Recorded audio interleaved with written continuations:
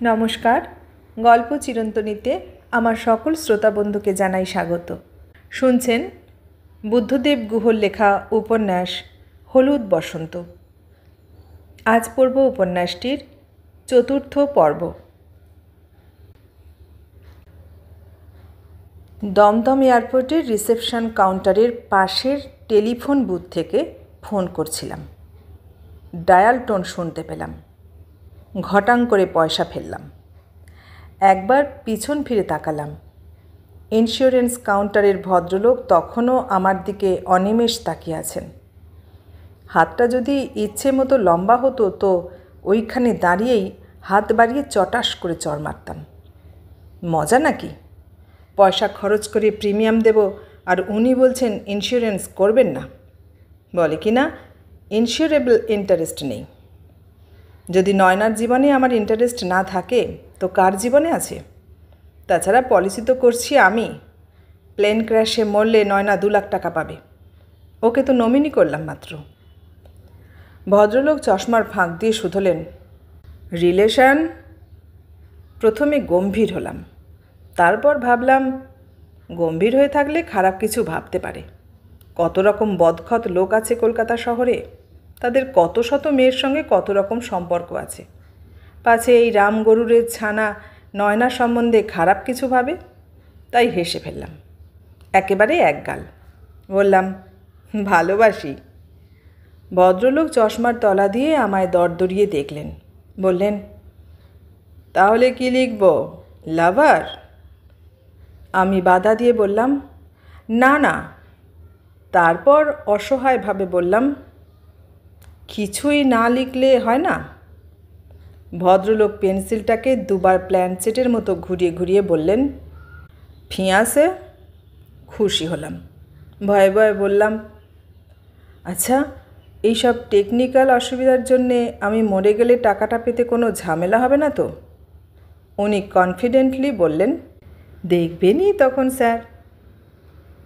Phone করতে করতে ভাবলাম, বেশ বলল বটে, দেখবেনই তখন স্যার। মরে গেলে কোথায় থাকবো তা আমি কি করে জানব? দেখতে পাবো কি না তাই বা কে জানে? আর দেখতে পেলেও অন্যায়ের প্রতিকার করতে পারবই যে এমন কি কোনো গ্যারান্টি আছে? তবে মরে যাবার পর যাই হোক, মরবার আগের মুহূর্তটিতেও তো অন্তত আরামে মরতে পারবো, এই ভেবেই আশ্বস্ত হলাম। পাশের সিটের ব্যবসায়ী প্যাসেঞ্জার যখন কোমরে বাঁধা টাকার থলি নিয়ে হাউমাউ করে কাঁদবে, গর্বিতা এয়ার হোস্টেসের যখন নাক দিয়ে খুকুমনির মতো জল গড়াবে, কন্ট্রোলে বসা পাইলট আর কো পাইলটের তলপেট যখন গুড়গুড়িয়ে উঠবে আষাঢ়ে মেঘের মতো, তখন একা আমি আরাম করে শুয়ে শুয়ে স্বপ্ন দেখব। 2 লাখ টাকায় নয়না অনেক কিছু করতে পারবে। একটি ছোট্ট লনওয়ালা বাড়ি, একটি আকাশি নীলরঙা স্ট্যান্ডার্ড হেরাল্ড, তারপর ও যাকে ভালোবাসবে তার জন্যে কিছু করতে পারবে। সেই ছেলে যদি পড়াশোনা করতে ভালোবাসে, তাকে একটি মনোমতো স্টাডি করে দিতে পারবে। সে যদি শিকার করতে ভালোবাসে, তাকে দামি দামি ডাবল ব্যারেল রাইফেল কিনে দিতে পারবে। আরও অনেক কিছু করতে পারবে, যা নয়না করতে চায় এবং যা ও আমায় কোনো দিনও জানতে দেয়নি। অত সামান্য প্রিমিয়ামের বদলে একটি তৃপ্তি যে পাওয়া যাবে তা ভেবেই ভালো লাগছে। ফোনটা বাজছে, প্রায় 2 মিনিট হলো। এত সকালে বোধহয় কেউ ওঠেনি। বেয়ারা ধরল, বলল, নয়না উঠেছে, চা খাচ্ছে। নয়না এসে ফোন ধরল। কি ব্যাপার এত সকালে? দমদম এয়ারপোর্ট থেকে ফোন করছি। কোথায় গেছিলেন? কোথাও যাইনি, এখন যাচ্ছি গৌহাটি, সেখান থেকে শিলং। বেড়াতে? না না, অফিসের কাজে। আগেই যখন বলেননি তখন তো পৌঁছেই খবরটা দিতে পারতেন। রাগ করো না, বিশ্বাস করো, গতকাল দিনে ও রাতে তোমায় 3বার ফোন করেছিলাম। আমি তো সব সময় বাড়ি ছিলাম। হয়তো ছিলে, কিন্তু তুমি একবারও ফোন ধরোনি। কে ধরেছিল? প্রথম 2বার তোমার জামাইবাবু, মানে দিলীপদা ধরেছিলেন। তারপরের বার ময়নাদি। আমি যখন কথা বললাম না, তখন দিদি বললেন, ঘোস্ট কল। নয়না রেগে গেল। বলল, কেন, আপনি কি করেছিলেন? আমি কিছুই করিনি বা বলিনি, মানে বলতে পারিনি। আসলে আমার লজ্জা করছিল ভীষণ। লজ্জা করছিল? কেন? মানে ভেবেছিলাম কিছু মনে করতে পারেন ওরা, কী কারণে আমি তোমাকে রোজ রোজ ফোন করি এ কথা নিয়ে আলোচনা করতে পারে। কেন ফোন করেন আপনি জানেন না? আমি জানি, আমি তো জানি। আমার জন্যে ভয় নয়, ভয় তোমার জন্যে। তোমাকে পাছে ওরা কিছু ভাবেন, অথচ ভাবার কিছুই নেই। আমি কাউকে কেয়ার করি না। তারপর একটু চুপ করে থেকে বলল, আচ্ছা, আপনি না বাগ মারেন? বললাম, সে সাহস অন্য সাহস, সে অনেক সহজ সাহস, তুমি বুঝবে না। কিসের ভয় তা তুমি বুঝবে না। ও চুপ করে রইল। বললাম, শোনো, এক্ষুনি একটি 2 লাখ টাকার পলিসি করছি। রসিদটা খামে করে তোমাকে পাঠালাম। আমার যদি কিছু হয় টাকাটা তোমার খুশি মতো খরচ করো। তোমাকে তো কিছুই দিতে পারিনি। ব্যাপারটার অভিনবত্বে ও বোধহয় রীতিমতো অভিভূত হয়ে পড়ল। অনেকক্ষণ কিছু বলল না। তারপর বলল, প্লেনে চললেই সকলে মরছে কি না? বললাম, একদিন না একদিন তো মরতে পারে। তাছাড়া অ্যাক্সিডেন্ট ইজ অ্যাক্সিডেন্ট। তারপর ওর কাছে প্রতিবার বাইরে যাবার আগে যেমন করে ভিক্ষা চাই তেমনি করে ভিক্ষা চাইলাম। আমাকে চিঠি লিখবে, অন্তত একটি চিঠি। চিঠি? আচ্ছা, একটা তো? আচ্ছা, একটা লিখব। উঠবেন কোথায়? পাইনউড হোটেলে উঠব। খুব চমৎকার হোটেল। তুমি গেছো শিলং? অনেক দিন আগে, ছোটোবেলায়। আমরা পিক হোটেলে ছিলাম। বললাম, ইস, যদি আমরা দুজনে একসঙ্গে যেতে পারতাম খুব মজা হতো না? হয়তো মজা হতো, কিন্তু কিছু কিছু মজা থাকে যা বাস্তবে হয় না, যা কল্পনায় করতে হয়। বললাম, জানি তা। কিছুক্ষণ পরে ও বলল, রিজুদা, আপনি একটা পাগল। সত্যি সত্যি ইন্স্যুরেন্স করেছেন? কেন করেছেন? আমি আপনার কে? বললাম, তুমি আমার কেউ নও, কিন্তু আমার মৃত্যুর পর হয়তো কেউ হবে। ও অস্বস্তি ভরা গলায় বলল, আপনাকে নিয়ে মহা মুশকিলেই পড়লাম আমি। শুনুন, খুব ভালো হয়ে থাকবেন, কিন্তু দুষ্টুমি করবেন না। রোজ আমাকে একটা করে চিঠি দেবেন। নয়নার গলাটা একটু ভারী ভারী লাগলো। আমি নিশ্চয়ই দেব। তুমি দেবে তো? তোমার চিঠির জন্যে বসে থাকবো, কিন্তু তোমার যা খুশি লিখো, কিন্তু লিখো। একটা চিঠি তো? বেশ, এবারে ঠিক দেব, দেখবেন। তারপর বলল, ভালো লাগে না। কি যে চলে যান না, না বলে কই এমনি হুট করে। ভেবেছিলাম এই রবিবারে আপনাকে খেতে বলবো, মা অনেক দিন হলো আমায় বলছেন। কি করব বলো, অফিসের কাজ, না গিয়ে উপায় নেই। শিলংয়ে তো এখন বেশ ঠান্ডা হবে। ভালো করে গরম জামা কাপড় নিয়েছেন তো? ঠান্ডা লাগাবেন না কিন্তু। এমন সময় প্লেন ছাড়ার অ্যানাউন্সমেন্ট শুনলাম মাইক্রোফোনে। বললাম, নয়না, ছাড়ছি এখন, প্লেনে উঠতে হবে, চলি। ও পাশ থেকে নয়না তাড়াতাড়ি বলল, রিজুদা, ভালো হয়ে থাকবেন, চিঠি দেবেন। আচ্ছা। ফোন ছেড়ে দিয়ে প্লেনটি যেখানে টেক অফের জন্যে রানী মৌমাছির মতো উদ্গ্রীব হয়ে দাঁড়িয়ে আছে সেদিকে দৌড়লাম। দরজা দিয়ে বেরোতে গিয়ে একজন মোটা ভদ্রলোকের সঙ্গে ধাক্কা লাগলো। ভদ্রলোক মারেন আর কি, যেন আমারই দোষ। কিন্তু আমার এখন কারোর সঙ্গে ঝগড়া করার ইচ্ছে নেই। হাত জোর করে থিয়েটারি ভঙ্গিতে বললাম, অন্যায় হয়ে গেছে, মাপ করুন। আবার দৌড়লাম। আমার পায়ে এখন খুরাল হরিণের বেগ। আমি এখন প্লেনের চেয়েও জোরে ছুটতে পারি। আমি নাচতে নাচতে দৌড়লাম। আমি ভালো হয়ে থাকব, আমি ভালো হয়ে থাকব, আমি ভালো হয়ে থাকব। প্লেনে উঠে গেলাম। সিঁড়ির মুখে পাকা এয়ার হোস্টেস বিজ্ঞের মতো বলল, গুড মর্নিং। আমি হাসলাম, বললাম, ভেরি গুড মর্নিং ইনডিড। মেয়েটি একটু ঘাবড়ে গেল। জায়গায় গিয়ে বসলাম। পাশে এক ছোকরা মিলিটারি অফিসার, আমাদের বয়সই হবে, সেকেন্ড লেফটেন্যান্ট। তাকে পাশ কাটিয়ে জানালার পাশে আমার সিটে বসলাম। ফকার ফ্রেন্ডশিপ বা অন্য কোনো প্রেশারাইজড প্লেনে চড়ার মানে হয় না কোনো। বাইরের শব্দ টব্দ কিছুই কানে আসে না। সাইলেন্ট পিকচারের মতো শুধু দেখা যায়। এর চেয়ে পুরনো ভাঙা ড্যাকোটা ভালো।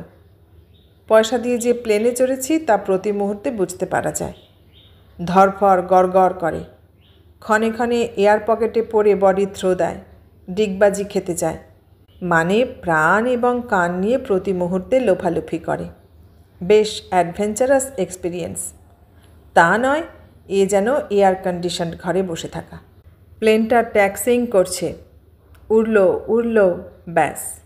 এবার শোঁ শোঁ করে মেঘ ফুঁড়ে উপরে উঠল, মেঘকে নিচে ফেলে আরও উঠে গেল, তারপর মুখ সোজা করে গন্তব্যের দিকে চলল। পাকিস্তান আমাদের সঙ্গে নাক ঘষাঘষি করে ক্ষতিগ্রস্ত হয়েছে হয়তো, কিন্তু আমাদের মতো প্লেন যাত্রীর লাভ হয়েছে বিস্তর। আগে প্লেন গৌহাটি যেত পাকিস্তানের উপর দিয়ে। এয়ার হোস্টেস ক্যানে গলায় বলতো, we will shortly fly over the river Padma. জানালা দিয়ে পদ্মার ছবি দেখতাম, চর জল অববাহিকা, গল্পে শোনা ভাটিয়ালি গানের পদ্মা, কল্পনার রাজকন্যা পদ্মা। কিন্তু এবছর পাকিস্তানের উপর দিয়ে যাওয়া চলবে না। গেলেই হয়তো করাক পিং করে দেবে।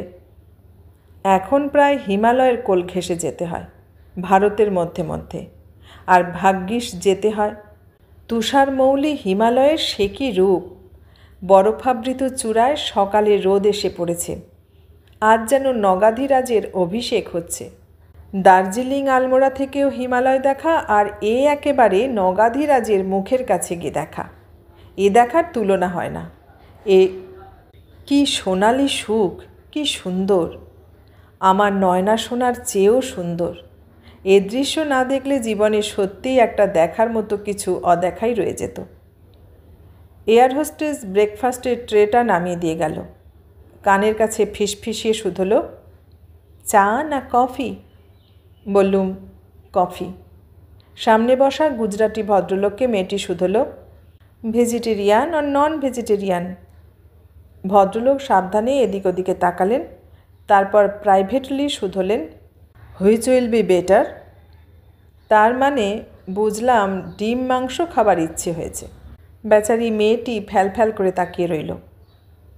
ওর এয়ার হোস্টেসের জীবনে এমন তাজ্জব প্রশ্ন ও শোনেনি।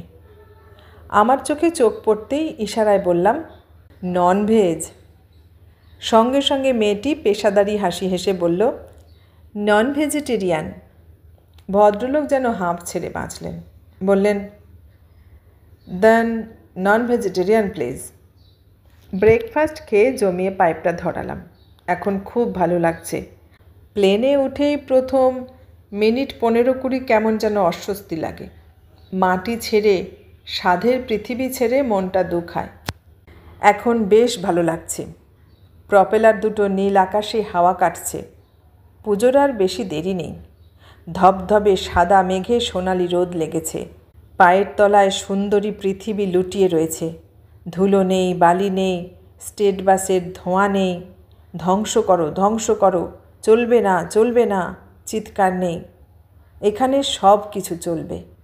গান গাওয়া চলবে, কাউকে ভীষণভাবে ভালোবাসা চলবে, মানে এখানে জীবন ছাড়িয়ে এসেও বেঁচে থাকা চলবে। প্রপেলার দুটো ঘুরছে, নিশ্চয়ই গুনগুন করছে। ভিতরে বসে শোনা যাচ্ছে না। প্লেনের স্টারবোর্ড উইংয়ের একটা পাশে ছায়া পড়েছে। সাদা বরফের মতো কুচি কুচি জল জমেছে ধূসর পাখাটার গায়ে। যেন কোনো করুণ জাঙ্গিল উড়ে চলেছে। ভারী ভালো লাগছে। বেঁচে আছি বলে আনন্দ হচ্ছে। মরার কথা ভাবতেও ইচ্ছে করছে না। পৃথিবীটা এত সুন্দর জায়গা, এত কিছু কান ভরে শোনার আছে, চোখ ভরে দেখার আছে, আর এই একটি পাগল মন নিয়ে ভাবার আছে যে আমার মরতে ইচ্ছে করে না। আমি খুব ভালো আছি, ভালো হয়ে থাকব। এসবে এখন অভ্যস্ত হয়ে গেছি। এই উত্তাপহীনতা, এই ব্যথা পাওয়া, এই নিজেকে ছোট করার সীমা লঙ্ঘন, এই সব কিছুতে আমি অভ্যস্ত হয়ে গেছি। আমি একটুও ভালো নেই। আমার মনে পড়ে না নয়না কোনো ব্যাপারে আমার অনুরোধ রেখেছে, আমাকে কোনো অবকাশে অপমান না করেছে। আমার কোন আশাকে সে সফল করেছে? শিলং থেকে রোজ রাতে নয়নাকে আমি একটি করে চিঠি দিয়েছি। সকাল থেকে রাতে কি করলাম লিখেছি।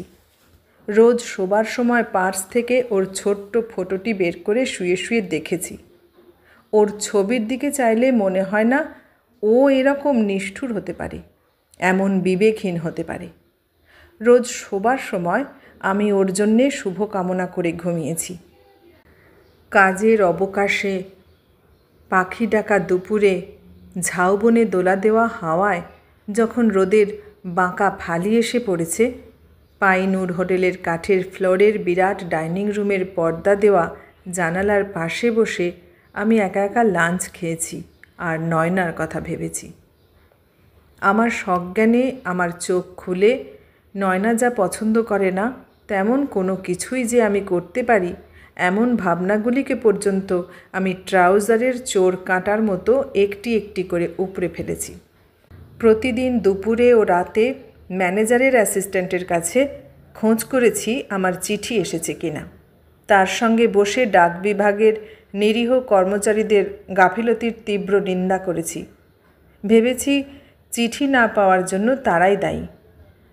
হয়তো কিছুই লিখত না নয়না চিঠিতে। হয়তো লিখত, সুদার টেবিল টেনিস টুর্নামেন্ট আরম্ভ হয়েছে, ওদের অ্যালসেশিয়ান কুকুরটার শরীর ভালো যাচ্ছে না, ওর পড়াশোনার চাপ চলছে ইত্যাদি। ও যে কোনো দিন চিঠিতে আমাকে এমন কিছু লিখবে যা পরে ওর বিপদ ডেকে আনতে পারে তা আমি মনে করি না। তাছাড়া কোনো ব্যাপারে, বিশেষ করে ওর লেখা চিঠি দেখিয়ে ওকে ব্ল্যাকমেল করে ঠকানোর কথা আমি অন্তত মনেও আনতে পারি না। তাছাড়া ব্ল্যাকমেল যদি কেউ কোনো দিন আমাকে করতে চায় তা ওই করতে পারবে, কারণ আমি ওকে কিছু বাকি রেখে চিঠি লিখিনি। একজন সৎ বংশজাত ছেলে একজন সৎ বংশজাতা মেয়েকে কিছুই বাকি না রেখে ভালোবাসলে যেমন করে চিঠি লিখতে পারে তেমন করেই লিখেছি। এই চিঠিগুলির জন্যে হয়তো ভবিষ্যতে অনেক নিগৃহীত হতে হবে আমাকে, অনেকে, এবং হয়তো নয়নাও গায়ে থুথু দেবে। আমার কি হবে তা নিয়ে কখনো আমি ভাবিনি, কারণ আমার ভালোবাসায় কোনো মেয়েকি ছিল না, আজও নেই। ও যদি আমার উজাড় করা ভালোবাসার প্রতিদানে আমায় আরও শাস্তি দিতে চায় তা দেবে। আমার অধিকার বোধ হয় শাস্তিতেই। পুরস্কারের ভাগ্য করে তো এ জন্মে জন্মায়নি। কিন্তু আমি তো ওর কাছে প্রেমপত্র প্রত্যাশা করিনি। শুধু ও কথা দিয়েছিল যে একটা চিঠি দেবে, 5টা নয়, 10টা নয়, মাত্র একটা চিঠি। সেই প্রতিশ্রুত একটি মাত্র চিঠিও আমাকে দেয়নি। আসলে আমিও যে একটা মানুষ, একটা রক্তমাংস শরীর হৃদয়ের মানুষ, তা বোধহয় নয়না কোনো দিন ভেবে দেখেনি। আমি কি ব্যর্থ প্রেমিক? হয়তো ব্যর্থ। আমি ব্যর্থ কারণ আমি নিজেকে সার্থক করতে পারিনি। কিন্তু তা বলে প্রেম কখনো ব্যর্থ হয় না। কারো প্রেমই কোনো দিন ব্যর্থ হয়নি। আমি সব সময় বুঝি, ভাবি, মনে রাখি যে আমি একটি সামান্য ছেলে, একটি সামান্য ইঞ্জিনিয়ার রিজু বোস। আমার গর্ব করার মতো জীবনে কীই বা ছিল? না চেহারা, না গুণ, না অন্য কিছু। আমার মতো অনেক অকাল কুষ্মাণ্ড ছেলে কলকাতার পথে ঘাটে আকছার ঘুরে বেড়ায়। আসলে আমার সর্বস্ব দিয়ে নয়নাকে ভালোবাসার আগে আমার কোনো পরিচয়ই ছিল না।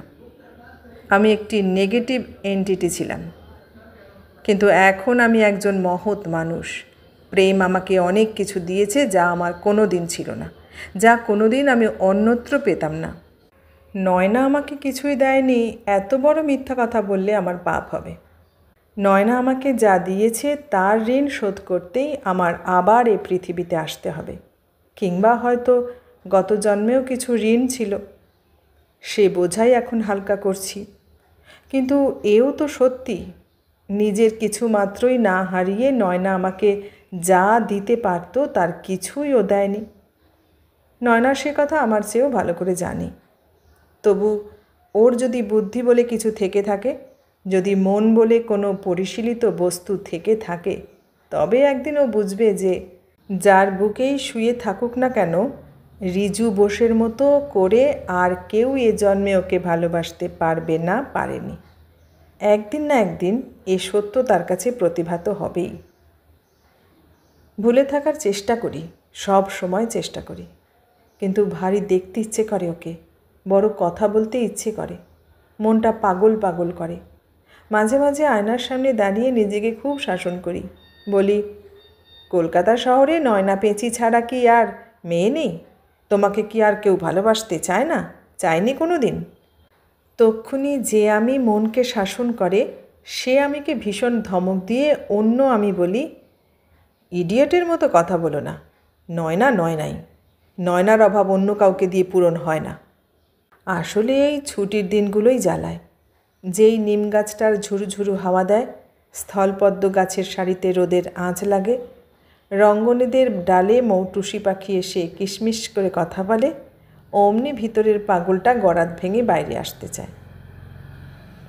আমাকে চিঠি না লিখে ও যা অন্যায় করেছে তার কোনো ক্ষমা হয় না। প্রতিজ্ঞা করেছিলাম ওকে ভুলে যাব, অন্তত 1 মাস ওর সঙ্গে কোনো সংস্রব রাখব না। মানে ভেবেছিলাম ওকে একটু টাইট দিতে হবে। কিন্তু শিলং থেকে ফিরেছি মাত্র 5 দিন। ফিরে আসার পর এই প্রথম ছুটির দিন। কিন্তু আর প্রতিজ্ঞা রাখা হয়ে উঠল না। ভাবলাম একটা টেলিফোন করি না নয়নাকে, এবারের মতো ক্ষমা করে দিই। যেতেও পারতাম ওদের ওখানে, কিন্তু একা একা কথা বলতে পাই না। সুজয়টা খেলার আলোচনা করবে, কোন প্লেয়ার কোন টিমে গেল, এই সিজনে কে কটা গোল দিল, এখনও সেই কলেজের ছেলেই রয়ে গেছে। মাসিমা তার 9 দেওরের সেজো ছেলে দুর্গাপুরে কিভাবে অ্যাক্সিডেন্টে মারা গেল তার গল্প করবেন। নয়নার মুখের দিকে ভালো করে একবার তাকাতে পর্যন্ত পারবো না। ওদের মুখের দিকে চেয়ে কথা শুনতে হবে, মাথা নাড়তে হবে, তারপর চা কি কফি খেয়ে রাগে গড় গড় করতে করতে চলে আসতে হবে। তার চেয়ে ফোন করা ভালো। ফোনটা নয়না ধরল। ইস, কি বরাত আজ! কে? আমি নয়না বলছি। কে? রিজুদা? হ্যাঁ, তোমার সঙ্গে কথা বলবো না। বারে, তাহলে ফোন করা কেন? ছেড়ে দিই? রাগে গা জ্বালা করতে লাগলো। ও আবার বলল, কেন? কথা বলবেন না কেন? কেন তুমি জানো না? না, কি হয়েছে? কবে এলেন আপনি? তা দিয়ে কি হবে? আপনার সবকটি চিঠি পেয়েছি, প্রতিটি চিঠি দারুণ হয়েছে, ভীষণ ভীষণ ভালো লেগেছে। মানে এত ভালো লেগেছে যা দাদা এবং মাকেও দেখিয়েছি। কি করেছ? চিঠিগুলি দাদা এবং মাকে দেখিয়েছি। তুমি না প্রতিজ্ঞা করেছিলে আমার চিঠি কাউকে দেখাবে না? করেছিলাম, কিন্তু এই চিঠিগুলো দারুণ ভালো হয়েছিল। এদের বেলা ওসব প্রতিজ্ঞা খাটে না। সুমিতাকেও দেখিয়েছি। কিছু বলার নেই। অনেকক্ষণ চুপ করে রইলাম। কি হলো? কথা বলুন। তুমি আমাকে চিঠি দাওনি কেন? ও খুব ক্যাজুয়ালি বলল, আর বলবেন না, জানেন একদিন মনেও পড়ল, কিন্তু খামটাম ছিল না। লিখব করে আর হয়ে উঠল না। আর কী বা লিখতাম, লিখিনি, ভালোই হয়েছে। পড়ে আপনি হয়তো হাসতেন। কি আর বলবো, সত্যিই বলার কিছুই নেই। চুপ করে রইলাম। নয়না বলল, তারপর খুব তো বেরিয়ে এলেন। হ্যাঁ, বেড়াতেই তো গেছিলাম কি না। শিলংয়ে উঠতে যা বমি হয়, ভদ্রলোক শিলংয়ে যায়? বমি হয়? সে কি, আপনি কি মেয়ে নাকি? ভীষণ রাগ হলো। বললাম, মানে? মেয়ে নাকি মানে কি? ট্রাক সন্ডাগুন্ডা মিলিটারির জওয়ানগুলি গল গল গল গল করে সারা রাস্তা বমি করতে যায় যে, তারাও বুঝি মেয়ে? নয়না হাসতে হাসতে বলল, তা জানি না, কিন্তু খুব হাসি পাচ্ছে। আপনি দোলনা দুলতে পারেন? দোলনায় আবার ছেলেরা চড়ে নাকি? পারেন? না, আমার গা গোলায়। ছি, লোককে বলবেন না, সকলে হাসবে। একটু থেমেই বলল, থাক, বাজে কথা থাক। এই একটু আগে আপনার কথা ভাবছিলাম। আমার কি সৌভাগ্য! সত্যি? আপনার বন্দুকটা নিয়ে একবার আমাদের বাড়ি আসবেন? কেন, পাগলা কুকুর বেরিয়েছে নাকি? না, পাগলা কুকুর নয়, টিকটিকি, মানে মোটা মোটা বিচ্ছিরি কুমিরের মতো গাটা, কালো দেখতে। কোথায়? আমার বাথরুমে, দেওয়ালে। এমন ভয় দেখিয়েছে না আজ সকালে। সকালে বেসিনের সামনে দাঁড়িয়ে চোখে জলের ঝাপটা দিয়ে যেই মুখ তুলেছি, দেখি আয়নার নিচ থেকে একেবারে আমার নাকের সামনে উঁকি মারছে। চমকে উঠে এমন চিৎকার করেছি যে মা দৌড়ে এসেছেন। পার্টিকুলারলি এই একটা টিকটিকি খারাপ, যেমন দেখতে তেমন স্বভাব। বললাম, আমার মতো? ও সিরিয়াসলি বলল, না না, ঠাট্টা নয়। এমন গোল্লা গোল্লা চোখে তাকায় না, চান করার সময়ও ভয় দেখায়। অন্য সাদা টিকটিকিগুলো কিছু করে না, ভালো, বেশ মেয়েলি স্বভাবের। এইটা একটা জংলি, পুরুষ পুরুষ। তারপর একটু থেমে বলল, আসবেন বন্দুকটা নিয়ে? টিকটিকি মারতে বন্দুক লাগে না, এয়ার রাইফেলেই কাজ হবে, কিংবা গিয়ে হাতে ধরে পকেটে পুরেও নিয়ে আসতে পারি। ইস, ঘেন্না করবে না? ঘেন্না করবে কেন? এমন একজন ভাগ্যবান ভদ্রলোক। কেন কেন ভাগ্যবান কেন? তা জানি না, তবে আমার খুব ইচ্ছে করে আমি তোমার চান ঘরের টিকটিকি হই। কেন? পরক্ষণেই মানে বুঝতে পেরে বলল, ইস, কি খারাপ আপনি, ভারী ভারী খারাপ হয়েছেন। সত্যি সত্যি আপনি টিকটিকিটার মতোই জংলি। ছি। অনেকক্ষণ চুপ করে থাকলাম। ও সামনে থাকলে সর্বাঙ্গীন লজ্জায় লাল হলে ওকে কেমন দেখায় দেখতে পেতাম। তুমি কেমন আছো? ভালো, খুব ভালো। আপনি কেমন আছেন? ভালো। শিলংয়ে ভালো হয়েছিলেন তো? কেন, তুমি বললেই কি ভালো হয়ে থাকতে হবে? বারে, আমি তো তা বলিনি। তোমার কথা আমি শুনবো কেন? তুমি আমার কোনো কথা শোনো? এবারের মতো ক্ষমা করুন, দেখবেন আমি আপনার সব কথা শুনব। এতক্ষণ শুনলেন বুদ্ধদেব গুহর লেখা হলুদ বসন্ত উপন্যাসটির ৪র্থ পর্ব। কেমন লাগলো? ভালো লাগলে লাইক, কমেন্ট, শেয়ার করবেন, আর নতুন বন্ধু হলে সাবস্ক্রাইব করার অনুরোধ রইল। সবাইকে অনেক ধন্যবাদ জানিয়ে আজ এখানেই শেষ করলাম।